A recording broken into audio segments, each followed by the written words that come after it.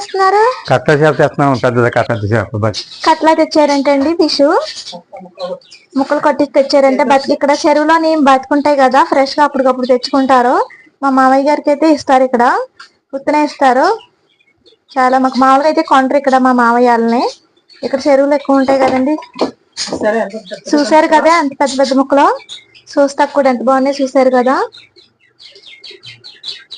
ఇంకా చూసారు కదండి, బ్రెడ్ కూడా రెడ్ గా ఉంది చూడండి, ఇలాగ ఉండాలి మనకి.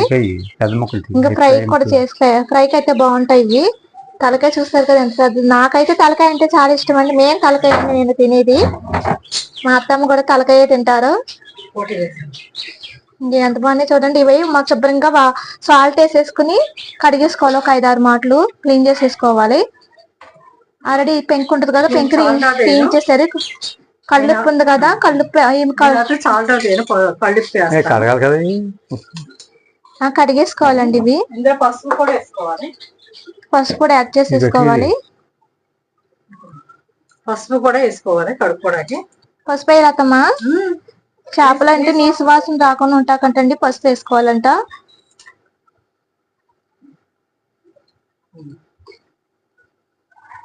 కడిగేస్తామా, ఇలా తోముకోవాలి, ఇవన్నీ తీసేసుకోవాలి, అప్పుడు ఇలా నీట్ గా ఉంటుంది ముక్క.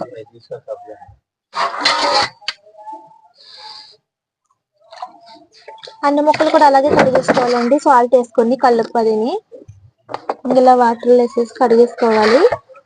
బాగుంటాయి. కొబ్బరి ముక్కలా ఉంటది, కట్లా కదా. ఇది ఎవరు రేట్ ఎక్కువ, రేట్ ఎక్కువ. అలా కడిగేసుకోవాలండి, నీసు వాసన అది రాకుండా ఉంటది. ఈ ఫ్రెష్ మాకు చెరువుల్లో దొరుకుతాయి ఇక్కడ. మా ఊరు నిండా చెరువులే, చేపల చెరువులు, రేలు చెరువులు. అన్ని ముక్కలు ఇలా రుద్దేసుకోవాలండి. ఇలాగా టైల్స్ మీద ఎట్టి ఇలా రుద్దేలే.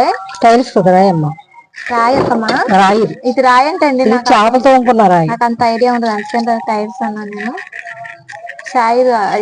రాయి మీద చేపలు రుద్దుకుంటాకంటే ఇది. చేపలు అయితే క్లీన్ చేస్తారు కదండి. ఇది ఉప్పు కారం కలుపుకోవాలంట దీంట్లోని సరిపోనంతాను.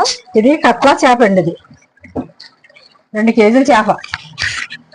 అయితే ఇది పులుసు, కట్లా చేప పులుసు. ఈ ఫ్రై ముక్కలు అత్తమ్మా. ఇప్పుడు ఏం చేస్తావు దీంట్లోని? ఇందులోనా పసుపు వేసుకోవాలి మనం, పసుపు వేసుకోవాలి. ఫ్రై కూడా పసుపు వేసుకోవాలంటే